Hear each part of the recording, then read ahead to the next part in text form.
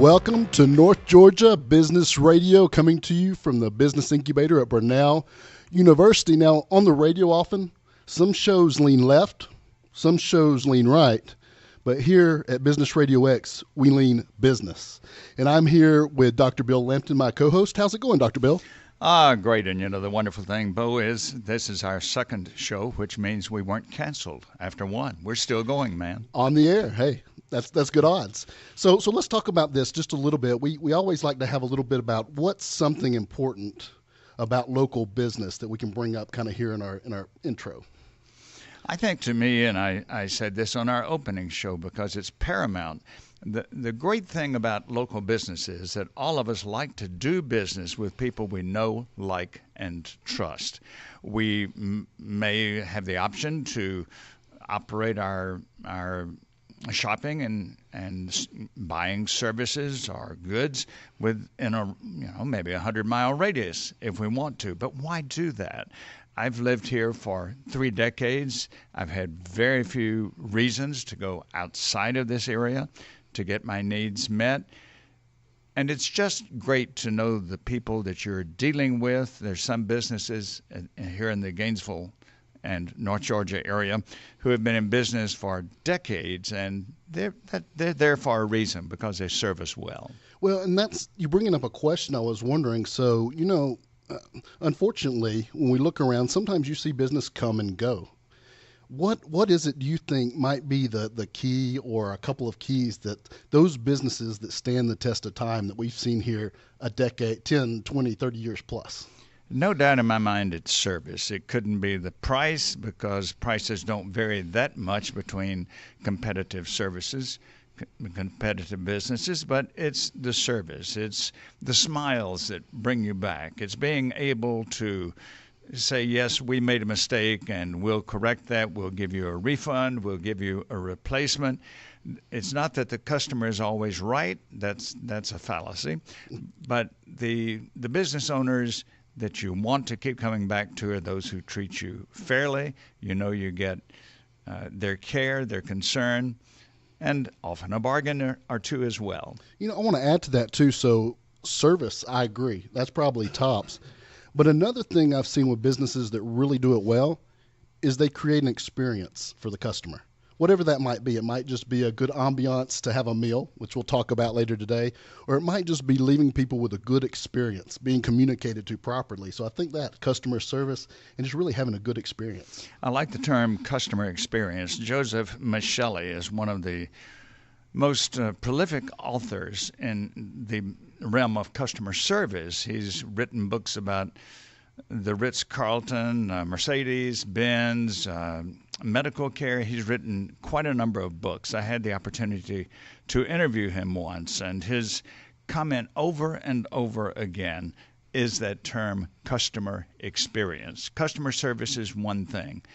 And I've always said, too, that I like the term customer care, because you can service somebody without caring for them. So when I teach or write or direct a seminar or give a speech about customer service, I always say customer care. It's the difference between a minimum acceptable job and truly creating that experience. Well, speaking of that, we have some great local businesses with us today. And let me introduce our first guest. It's Kevin Heath with MTD Benefits. Now, Bill, Kevin helps with health insurance, the very complicated world of health insurance. He's helped me and a lot of clients in the retirement planning side with Medicare and how to plan for that. But Kevin, welcome to Business RadioX North Georgia. Thank you, guys. Thank you very much for having me on, Bo and Bill. It is a pleasure to be here with you all today and to discuss my business a little bit with you guys. Well, before we get into specific questions, just tell us a little bit about MTD Benefits. Well, MTD started by a passion for me. I've been in the business now for almost 15 years in the health insurance industry. I started out down in Florida where I met my lovely wife, and then we moved to Georgia 10 years ago. And I started with large corporations, working directly with the carriers and also some larger agencies. And where I found a need was the old adage, you can't fit a square peg in a round hole. Well, you really can't do that with health insurance either. And I always found myself trying to find a fit for somebody, and maybe that fit wasn't with that particular company, but I knew it existed out there. And that's came from that experience that I had was MTD benefits, and it stands for making the difference. And we want to make the difference for folks in their health insurance experience. Just like you're saying, the experience is everything. Well, and I can speak from a planning side, helping people with their finances in my business, that these decisions, if a wrong decision's made, there's some real horror stories out there. Do you have any really horror stories you've seen come up in the last year or two? Well, the biggest one that we see right now is there's a lot of garbage plans, I like to call them, out there right now. Since the recent law changes, tax law changes, you no longer have to have a credible health plan to not be taxed a penalty as of this year, 2019. So what has happened is you have a lot of call centers, a lot of folks out there have popped up and are now marketing these plans with zero deductibles or zero copays. And again, the old adage, if it sounds too good to be true, it might be. But, some coverage is better than none. I will say that. But if you take a cancer treatment, for instance, I have one here with me. At Emory Hospital, a recent cancer treatment for one of my clients cost $127,000. That's one treatment. Wow. And if your plan pays a fixed benefit, and that fixed benefit's maybe $5,000 or something like that, that leaves you on the hook for over $120,000. So it's imperative, because we've got used to back in the 90s and early 2000s that our health insurance had these great low copays of $5 when we go to the doctor, or $50 going to the ER. And we kind of got spoiled in a way as a society to want to go to these places and just go whenever we felt we had a scratch or anything else. But health insurance is really there to protect us from these large expenses or large bills that we have out there. It's an imperative to make sure that people have comprehensive health plans. And that's what our main focus is to make sure that we review people's health plans and also find comprehensive plans that they can afford that are out there. It's amazing to me that there's a friend that I knew in Florida who a couple of years ago had a very serious auto accident. Mm-hmm. She is a highly successful professional person, and yet it wasn't long before she went on Facebook and started a GoFundMe project saying that she had no health insurance. I was absolutely flabbergasted that somebody who's at a high professional level somehow had not taken care of that. And do you know why people don't do that? Yeah, since the Affordable Care Act came out in 2004, it came fully in effect in 2004, it's kind of driven the premium sky high. And it's really done that to folks who are doing better. The better you do, the more income you make, the less you're going to qualify for one of those tax credits that exist in the Affordable Care Act. So then your premiums could be $2,000 a month. Or I'm a family of 5. Our premiums would be $3,000 a month for a decent health plan in the Affordable Care Act if we didn't have a tax credit or other types of means to get coverage. That's why we strive to go out and find alternative plans to help people. There's everything right now from Christian health share organizations to just health share organizations to now association health plans are becoming a very viable option. We have now just recently come in partnership with one. It's called Home Builders Association of Tennessee. And even though it's out of Tennessee, they can offer it across the United States. The only states they don't are New York and California. And that's just they haven't got the regulations there yet for it. But it essentially works with any home builder trade and anybody who touches those home builders. And it offers, and those could be, the people that touch them could be insurance agents, accountants, lawyers. So those folks are also qualified for those plans. And if you're a 1099 or self-employed person, this plan is for you. And it offers much lower premiums to them than the Affordable Care Act plans, but the same comprehensive benefits that are existing in the Affordable Care Act. What about pre-existing conditions? Are those taken care of by most reputable companies? Pre-existing conditions was one of the main reasons the Affordable Care Act came out, because there was a lot of, like I mentioned earlier, garbage plans coming out. That was the crux of what the Affordable Care Act was created for, was because there were agents then offering plans that weren't covering maternity or mental health, and they weren't selling them properly or letting customers know that they didn't cover these things. And pre-existing is one of those. So pre-existing, yes, there's a lot of plans out there that will still cover pre-existing. Some of the alternatives may not cover it right away. They may cover after a couple of years, but you can still get coverage. And what I always like to try to say is there's no one size fits all in healthcare. And that's why it's most important to work with a professional. Most people don't realize that a professional will actually help you. Like our brokerage, we don't charge a fee. Our fee is paid to us by the insurance carrier or whatever plan you go with. That doesn't change what you pay as a consumer. So you pay the same no matter whether I professionally help you or not. So it makes no sense to not get advice from a professional who does this every day and can help you with those factors. Well, and speaking of that, Kevin, I ran into clients. They went on the exchange and they found a plan that was $3 or $4 or $5 a month cheaper, and then they went to use it and they realized the people in the area they lived in didn't even cover the insurance. So you see problems like that. Another reason, I think, to sit down and talk with a professional. One of the things I've always liked about Kevin and why I've referred business to him is I know that whether he gets new business or not, he will explain to the client their options and let them know what's best for them. And I think that's important. It is very. And then you take even into the aspect of, we help clients. I always say there's no client too young or too old. We can do child-only policies, and we can help those folks up to age 65 and older who are now eligible for Medicare. And speaking of Medicare, it's one of the most complex systems, which I never understood how our country makes the insurance more difficult to understand as we get older, because as we get older, I know I lose my mind a little bit, but they make it a little more complex then too, and it's more important. And you'll hear people who are turning 65, they'll say, man, my mailbox is just full. I can't get the mail to stop. They just keep sending me advertisement after advertisement for these different plans. And you also hear them say, my phone just won't stop ringing. The do not call list doesn't always work, when you put your number on a do not call. So it's really important to kind of have a professional help guide you through that.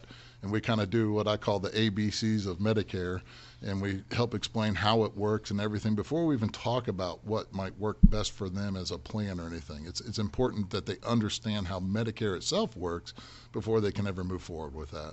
And I was going to say, one of the things that I found fascinating about how the changes in healthcare and the expense has changed how things work, I've actually seen an increase in people working longer to make it to age 65 just because they can't afford insurance between, say, 62, 60, they can't afford that gap. So I'm seeing that change a big impact all the way across.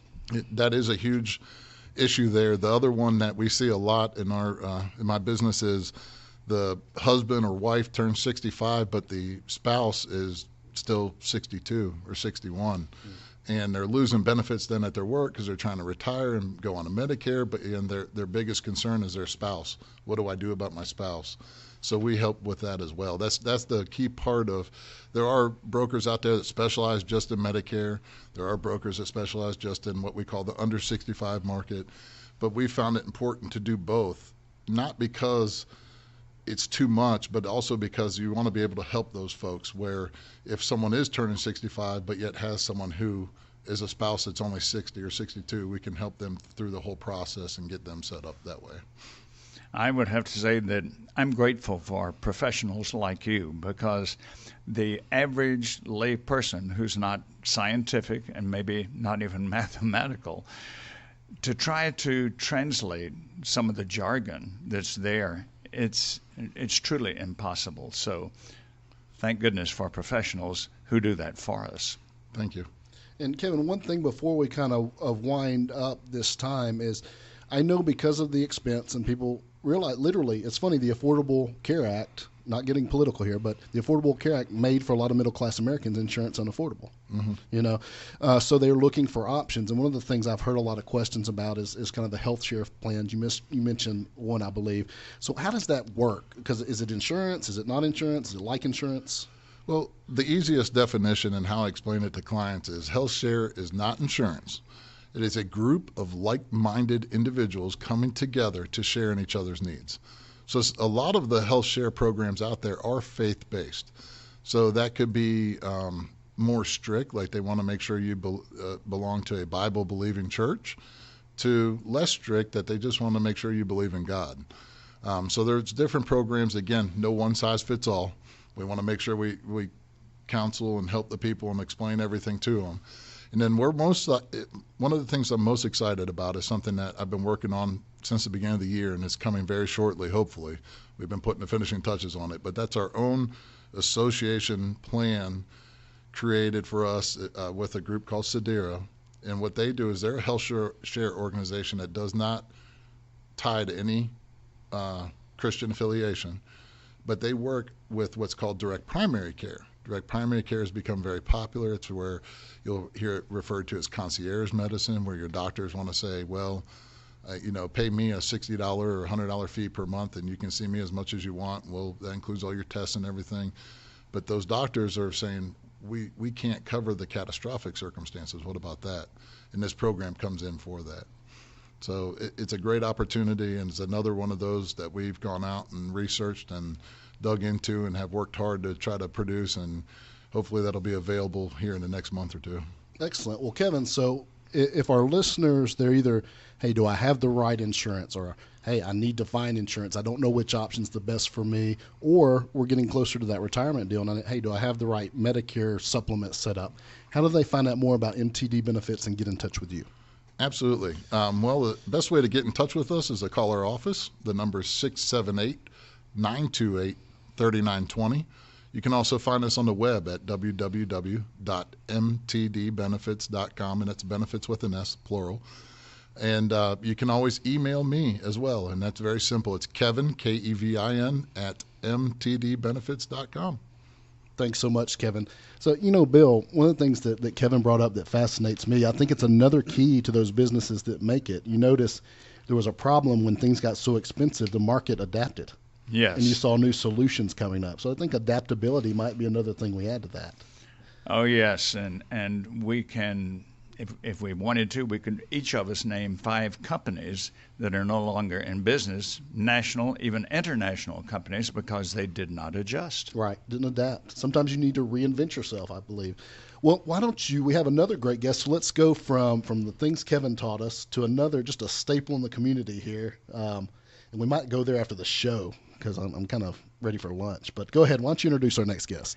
Juan Luna's Restaurant. I've known Juan for probably 20 years, I suppose. Juan does a great job. Juan, I guess, welcome, first of all, to the show. Thank you, Bill. And it occurs to me, as it probably occurs to many people, we all know, just from keeping abreast of the business world, that from what I hear, the restaurant business has about a 90% failure rate. That's pretty risky. What prompted you to go into the business? What attracted you to do it and to stay there? Well, my father's work at it, so I started washing dishes with him at the age of 16. I had no other choice, and I am here because of the Olympics in 2003. I moved to Atlanta, and I met my ex-wife, Frankie, who is a wonderful lady, and she's from Gainesville. And I came up to her hood, her neighborhood. And of course, I am where I am since 97. Very good. It's funny when we talk about how people get places. Oftentimes a lady got us where we ended up, right? Okay. Our lady may be the reason we went someplace else. I don't know. That's very true. Okay.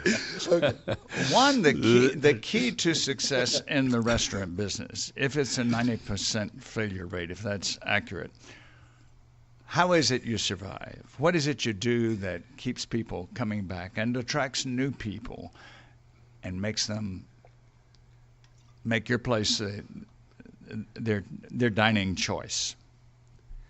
So I'm just really a drop in the bucket. My staff, I really owe it to them. They made me look good, and they could also make me look bad. But they wonderful. I have surrounded myself with great workers, and of course, it takes a lot of work.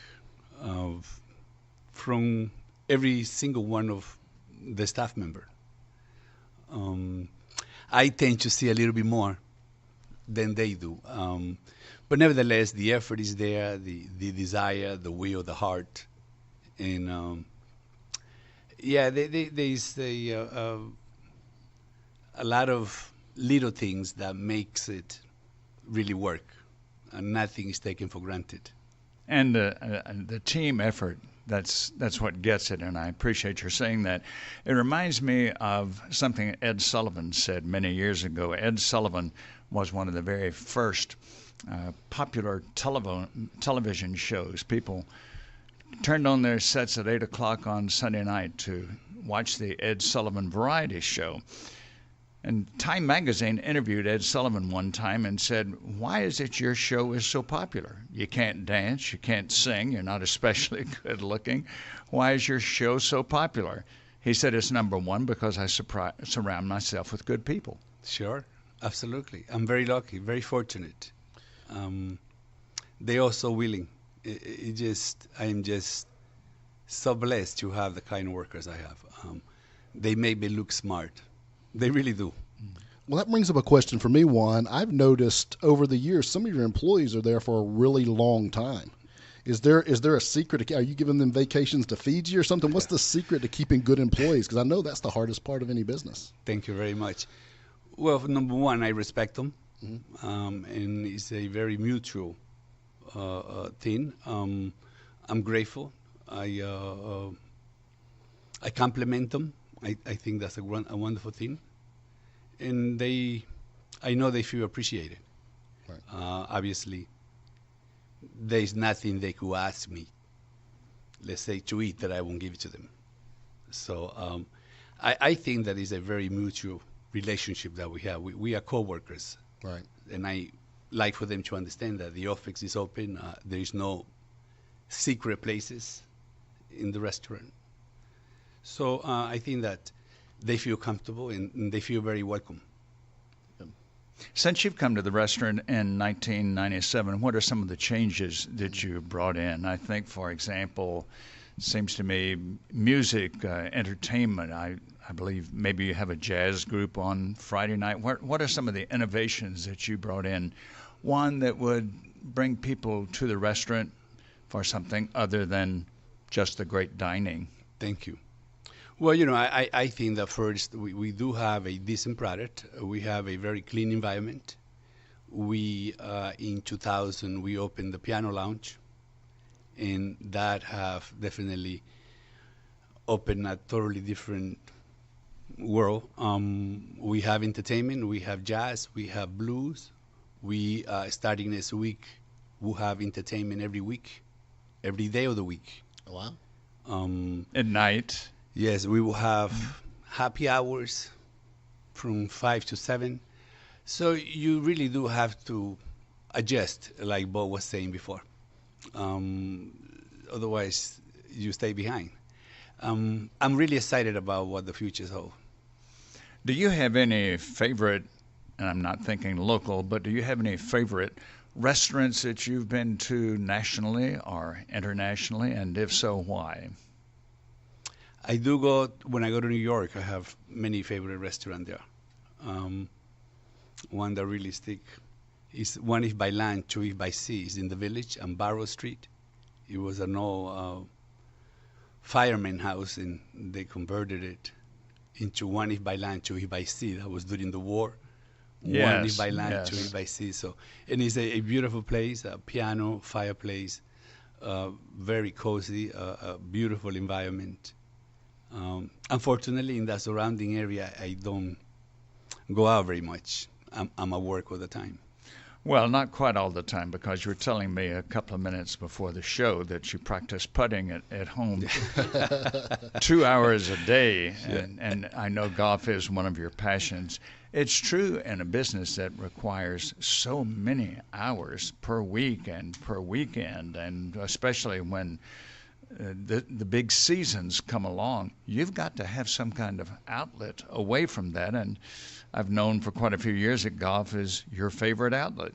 It is. I love golf. Of course, this practicing comes at 12 a.m., 11 p.m. So I don't sleep well. So I practice a little putting. If I think about putting, I don't sleep well either.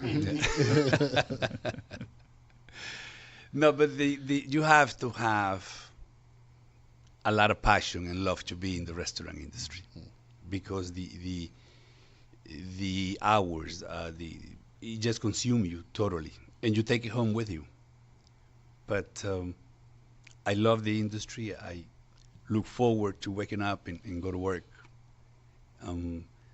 You must like it. You have to like it to be in it. And I hope that when that time comes where the liking, the love is no longer there, that I could walk away. Very good. Well, what would you, somebody out there listening, is there a favorite thing you say, hey, if it was up to me, you would try this at our restaurant? Favorite dish, favorite meal? I love the rack of lamb. Rack of lamb. Oh, it's delicious. I think it's as good as any. Very good. But we are very accommodating. You know, we obviously, I joke around. I say that we are like Burger King. You have it your way. And if we have the resource, we make it. Well, let's talk about just a little bit about what kind of some of the variety on the menu of the kind of things, if I come into Luna's, that I can have. So, for instance, we have seafood, pasta, steak, chops. We are incorporating in this happy hour menu a little slider, steak slider. We're going to have tacos. We're going to have fajita. We're going to have soup and salad, fried shrimp with grits. These are all items for $10. Wow. And yeah, I'm really, really excited. Some of my guests have requested us to do such thing. I've been very hesitant, but I think that they're right, and usually they get what they want. So I'm excited about those things. But you know, we have a ribeye in the menu that is wonderful. We have a fish of the day that we purchase 3 days a week. Any changes? We have daily soup that changes as well daily. We have great pasta. We have a mac and cheese with a small gouda that is wonderful. Oh, wow. So we have a small menu, but we have a lot of different choices in it. You had me at macaroni and cheese, I'm just going to say. Come over and get some. Well, one of the things I want to talk to you on is 22 years since 97 here in the business. If there was one thing that you have to do some things right, like we've talked about, to make it 22 years in a business, any keys to success or principles that you would just say are the guiding things that you would give somebody else out there maybe in business or considering business? Well, definitely the will and the heart is right up there. The work ethics, of course, I think is one of the best quality one could have.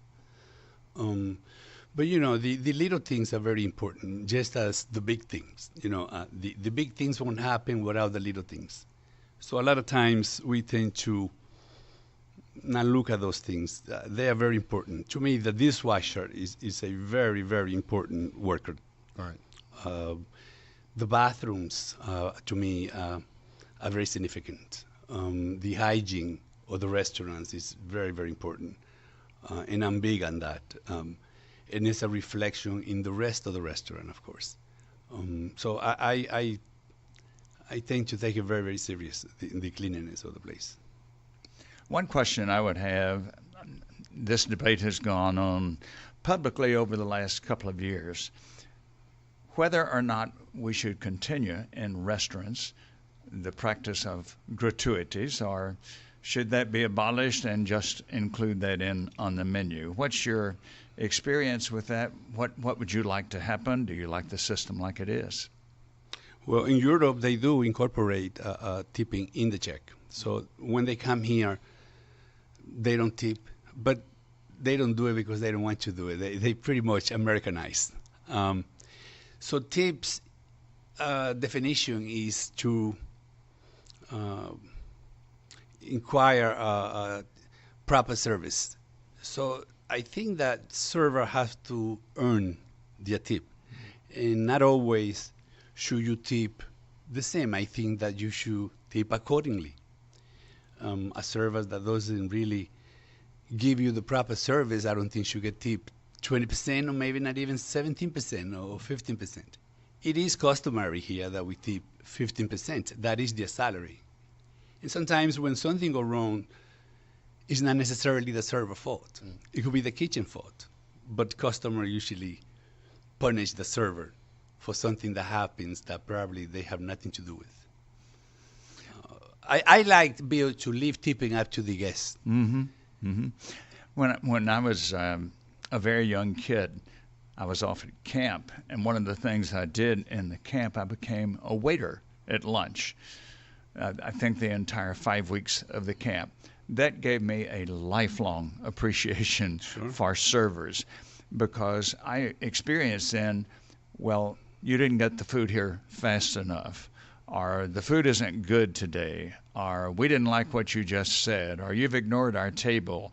The many, many things that can go wrong. And so I know, and I appreciate so much, when it does go right, it takes great coordination, it takes timing, and it takes a genuine interest in the people you're taking care of. So I've never had any problem with giving a gratuity, and a generous one, to people who earn it. Well, overall, servers are real smart people. I think that some of us tend to underestimate their intelligence. You know, to have the awareness to be able to read a table and go to that table when it's necessary, not just to go for just going, but when it's necessary, when they need to.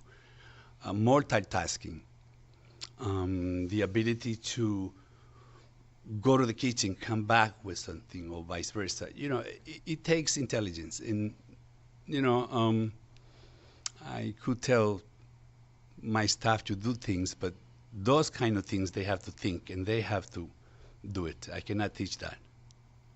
Well, Juan, thanks so much for sharing a little bit today. If somebody's out there listening, what's the best way for them to experience Luna's? Is it look up the website, come out? You let us know what you think's the best way to engage with your restaurant. Thank you, Bud. So we have our website, lunas.com. Okay. Our phone number, 770-531-0848.